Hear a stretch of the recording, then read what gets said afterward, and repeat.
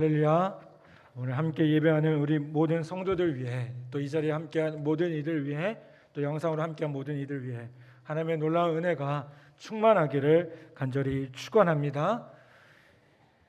많은 신학자들이 요셉이 구약에 나타난 예수님의 표상이라고 이야기를 합니다.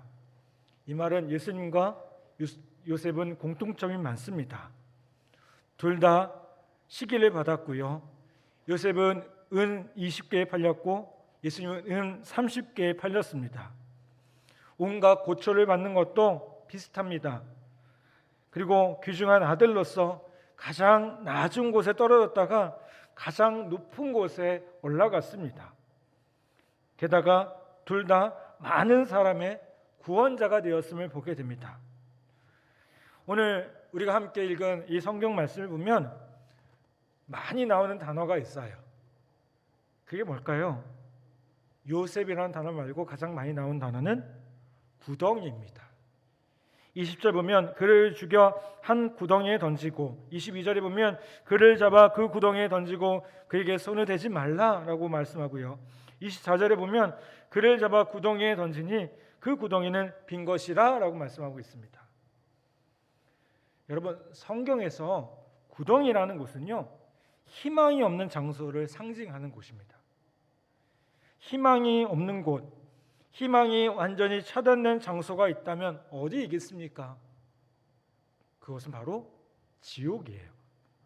그래서 단테는 신곡에서 이런 말을 했습니다. 지옥의 입구에는 이런 간판이 붙어 있을 것이다. 바로 일체의 희망을 버려라. 희망이 없는 곳, 희망을 포기당하는 곳이 바로 지옥이라는 겁니다. 지옥이라는 말의 그리스어는 하데스라는 단어를 쓰는데요. 이 하데스라는 뜻은 원래 구덩이라는 뜻을 가지고 있어요.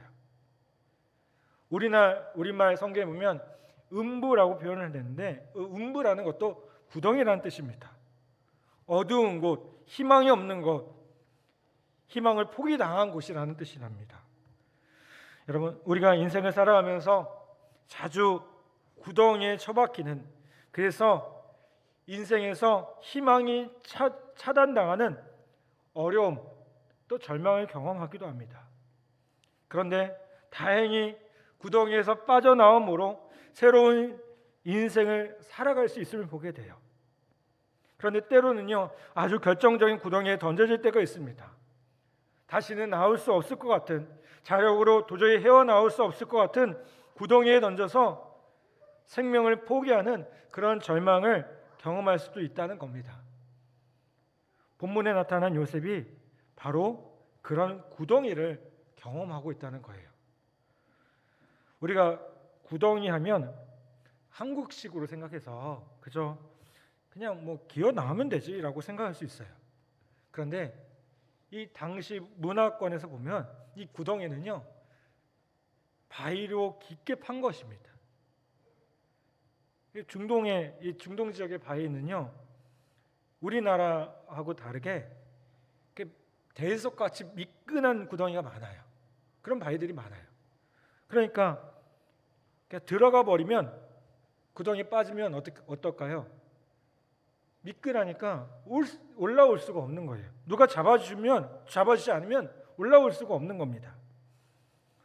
오늘 본문을 통해서 요셉이 경험한 구덩이를 통해서 우리 인생이 경험하는 그 구덩이의 의미를 한번 생각해 봤으면 좋겠습니다.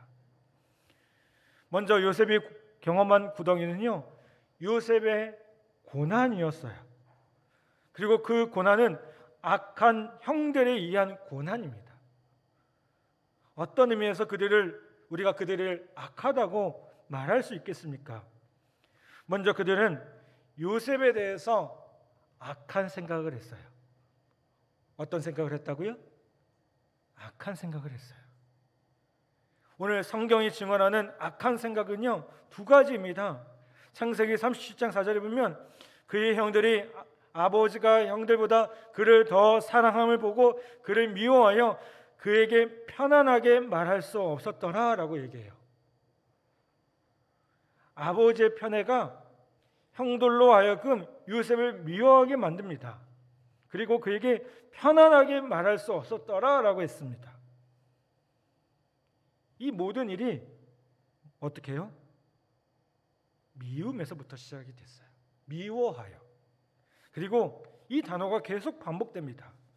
형들이 요셉을 계속해서 미워했다는 말이 나와요.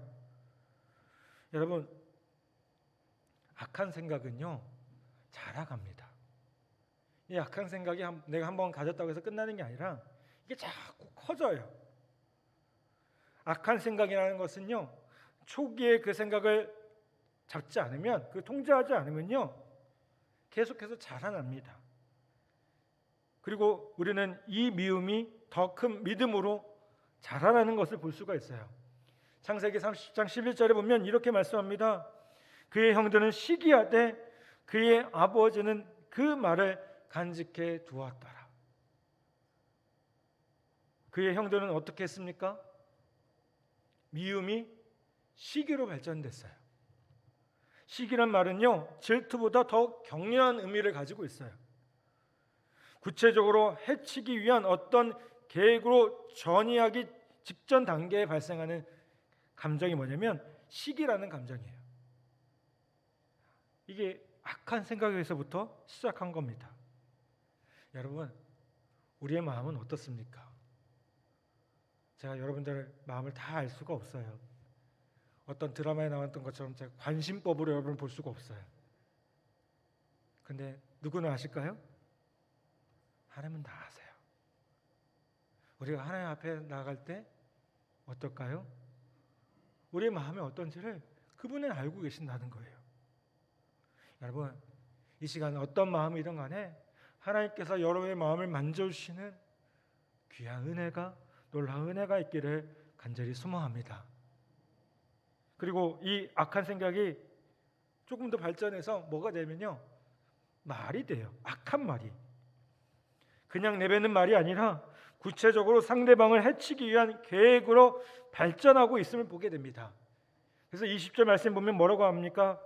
자, 그를 죽여 한 구덩이에 던지고 우리가 말하기를 악한 짐승이 그를 잡아먹었다 하자. 그의 꿈이 어떻게 되는지를 우리가 볼 것이니라 하는지라 라고 말씀합니다. 여러분, 말의 중요성이라는 건요 굳이 더 제가 설명 안 드려도 잘 아실 거예요. 말이라는 것은 사람을 움직이게 합니다. 힘이 있어요. 사람을 움직이는 건요 절대로 힘이나 권력이 아닙니다. 말을 통해서 결국 사람이 움직이는 것을 보게 돼요.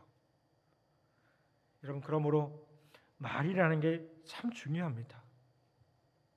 우리 가정 안에서 우리의 자녀들에게 어떤 말을 해야 될까요? 사랑의 말, 칭찬하는 말, 감사하는 말, 인정하는 말, 그런 말들을 많이 하셔야 돼요. 우리도 부모님께 그런 마음들을 표현하셔야 돼요. 그 뭐 말로 표현해야 아냐고 그런 분들이 계셔요. 말로 표현하셔야 돼요. 표현할 때 그 마음이 더 커지는 겁니다. 오늘 어버이날입니다. 멀리 계신 부모님, 그 부모님이 살아계시다면 오늘 꼭 예배가 끝난 후에 안부 전화 한 통이라도 꼭 해보시길 부탁을 드려요. 우리 저기 뒤에 신우 형제들 군생활하면서 가장 걱정하고 또 염려할 분이 부모님들이에요. 꼭 한번 전화하셨으면 좋겠어요. 이제 그들은 아버지에게 거짓말을 하기로 결심하고 그를 구덩이에 던지자고 말을 하고 있습니다. 말해서 구체적인 모의로 발전하고 있어요. 그런데 아직은 행동 이전의 말이었습니다. 악한 생각에 악한 말을 했고요. 드디어 악한 행동으로 발전하게 됩니다. 23절에 보면 이렇게 말씀합니다. 요셉이 형들에게 이르되 그의 형들이 요셉의 옷 곧 그가 입은 제색 옷을 벗기고 라고 얘기합니다. 여러분, 아마도 아버지가 좋은 옷을 해줬던 것 같아요. 채색 옷이라는 건요 그 당시에는 아주 특별한 옷이잖아요. 왜냐하면 염색 기술이 발달되지 않았으니까. 근데 이 모습이 형들 눈에 어땠을까요? 거슬렸던 거예요. 그래서 형들이 어떻게 합니까? 그 옷을 벗겨버립니다. 그리고 어떻게 해요? 그를 잡아서 구덩이에 던지게 돼요. 구체적인 행동으로 발전한 겁니다. 여러분, 경건한 삶을 위한 가장 중요한 출발점의 하나는 뭐냐면 생각을 다스리는 겁니다. 생각은요, 우리가 하나님 앞에 나아가는 도구도 될 수 있지만 사탄이 사용하는 도구도 될 수 있어요. 요한복음 13장에 보면 가룟 유다가 무너져가는 과정을 보면요, 사탄이 가룟 유다의 마음속에 예수님을 팔려는 생각을 넣었다고 했어요. 생각부터 시작됐다는 거예요. 여러분, 그러므로 안 좋은 생각, 악한 생각은요, 초기에 그 생각을 붙들고 하나님 앞에 기도하셔야 돼요. 그 생각을 없애거나 성령께서 조절해 달라고. 여러분, 그렇지 않고 그 생각 그대로 두면 어떻게 될까요? 생각은 어떻게 된다고요? 자라간다고요. 생각을 통제해야 된다는 겁니다. 그리고 마침내 요셉이 구덩이에 던져지는 결과를 낳게 됩니다. 이렇게 해서 요셉이 악한 형들에 의해서 고난을 받게 됩니다. 그렇다면 요셉은 이런 형들에 대해서 어떤 반응을 보입니까? 요셉의 반응을 통해서 의인이 고난받는 모습을 우리가 생각해 볼 수 있어요. 요셉이 어떻게 반응하나요? 뭐 하고 있나요? 요셉은 아무것도 하지 않아요. 오늘 우리의 본문의 내용을 통해서 르우벤의 소리도 듣고 유다의 소리도 듣고 나중에는 아버지 야곱의 소리도 듣게 되는데 요셉은 침묵하게 됩니다. 여러분, 대부분 우리가 고난받을 때 우리는 침묵할 수밖에 없는 상황들이 많아요. 여러분, 그런데 이렇게 침묵으로 고난을 견딘 분이 생각나지 않습니까? 누가 생각나세요? 바로 예수님이시죠. 장차받을 예수님의 고난, 메시아의 고난을요, 이사야 선지자는 이렇게 예언하고 있습니다. 이사야서 53장 7절에 보면요, 그가 곤욕을 당하고 괴로울 때에도 그가 그의 입을 열지 아니하였으며 마치 도수장으로 끌려가는 어린 양과 털 깎는 자 앞에서 잠잠한 양같이 그의 입을 열지 아니하였도다라고 말씀합니다. 복음서에서도 보면요, 이 말씀이 그대로 성취가 됩니다. 예수님은 털 깎는 자 앞에서 잠잠한 양처럼 아무 소리도 하지 않으셨어요. 침묵으로 고난을 받고 계시는 예수님의 모습을 보게 됩니다. 창세기 37장 23절에 보면 요셉이 무슨 말을 한 것으로 되어 있는 유일한 부분이 있어요. 요셉이 형들에게 이르매라고 말을 해요. 근데 요셉이 무슨 말을 했는지 구체적으로 나와 있지 않아요. 요셉이 형들에게 얘기를 했는데 아랑곳하지 않고요, 형들이요 옷을 벗기고요 그를 구덩이에 던졌다는 말입니다. 물 하나 없는 죽음의 구덩이에 던져지는 순간 요셉이 무슨 말을 했겠습니까? 창세기 42장 21절에 보면 나중에 요셉의 형들이 그 순간을 회고하며 말하는 장면이 나옵니다. 이렇게 말씀해요. 그들이 서로 말하되 우리가 아우의 일로 말미암아 범죄하였도다. 그가 우리에게 애걸할 때에 그의 마음의 괴로움을 보고도 듣지 아니하였으므로 이 괴로움이 우리에게 임하도다. 아마 어떻게 했을까요? 살려달라고 했던 것 같아요. 아무도 예외도 없죠. 그럼에도 불구하고 결론은 버림받았다는 거예요. 그런데 이 대목에서 기억해야 할 것이 있습니다. 요셉만 버림받은 게 아니라 예수님도 버림받으셨어요. 여러분, 우리는 인생을 살면서 인생이 너무나도 고통스러운 나머지 때로는 하나님 어디 계시냐고, 하나님 과연 살아계시냐고 그렇게 울부짖을 수도 있어요. 그런데 여러분, 그런 여러분을 위해서 하나님은 두 가지를 분명히 약속해 주셔요. 먼저는요, 우리가 그 상황을 이길 수 있도록 믿음과 능력을 주신다는 거예요. 아멘. 한번 따라서 봅시다. 우리가 그 상황을 이길 수 있도록 믿음과 능력을 주십니다. 또 한 가지 약속하셔요. 뭘까요? 그 고통 가운데 우리가 혼자가 아니라 하나님 자신도 함께 하신다는 거예요. 한번 따라서 봅시다. 하나님이 우리와 함께 하십니다. 힘을 주시고요. 어떻게 하셔요? 함께 하셔요. 하와이에 카우아이라는 섬이 있습니다. 지금은 이 하와이가 정말 가고 싶은 휴양지 중에 하나잖아요. 그런데 1950년대만 해도요, 하와이는 전쟁 기지였고요. 정말 그 사탕수수의 그 밭에 있고 막 고생하는 그런 곳이었어요. 이 하와이에 카우아이라는 섬이 있는데, 하와이도 섬이지만 거기서 조금 더 떨어진 섬이 있는데, 이 섬에 사는 사람들을 대상으로 실험을 합니다. 어떤 실험을 하냐면 1955년에 태어난 833명을 대상으로 이들이 어른이 될 때까지 추적 조사를 하는 겁니다. 이 실험을 하면서 연구자들은 가설을 세웁니다. 어떤 가설을 세우냐면, 불행한 환경에서 자란 아이들은 인생에서 성공하지 못할 것이다. 그리고 그 요인이 무엇인지를 한번 찾아보자라는 가설을 세워요.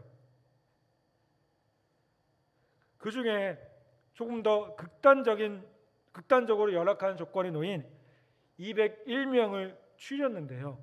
이 201명은 모두 어떤 사람들이었냐면, 모두 극빈층이었고요. 가정불화가 심했고요. 엄마나 아빠가 양쪽 모두 알코올 중독자나 정신질환을 앓고 있는 아이들이었어요. 이 201명을 대상으로 20년이 지나고 나서 보니까요, 한 3분의 2는 사회 부정자나 문제아가 된 거예요. 근데 3분의 1에 해당되는 72명은 그렇지 않은 거예요. 연구자가 오히려 좀 당황을 하게 돼요. 왜요? 아니, 이렇게 어려운 환경 속에 살았는데 왜 이 3분의 1은 그래도 제대로 잘 살지? 이 72명은 사회적 정서적으로요, 건강하고 성공한 인생을 살아가고 있었다는 거죠. 그리고 그들이 그렇게 된 이유에 대해서 좀 더 연구를 하기 시작합니다. 그리고 그들에게는 뭐가 있었느냐? 공통적으로요, 역경을 이겨내는 힘이 있었다고 얘기를 해요. 그 역경을 이겨내는 힘이 어디 있었냐면, 아마도 부모님들은 그럴지 모르겠지만, 어려운지 모르겠지만 누군가가 믿을 만한 존재가 있었다는 거예요. 여러분, 그런데 우리는 그래도 좋은 부모님들 있어서 그 부모님 안에서 정말 건강하게 자라고 있지 않나요? 아멘? 그 힘이라는 거예요. 근데 이들은 그렇지는 못했지만 그래도 믿을 만한 뭔가 대상이 있었어요. 또 마음속에요, 뭔가 힘이 있었다는 거죠. 그거를 뭐라고 하냐면 나중에 회복 탄력성이라는 표현을 씁니다.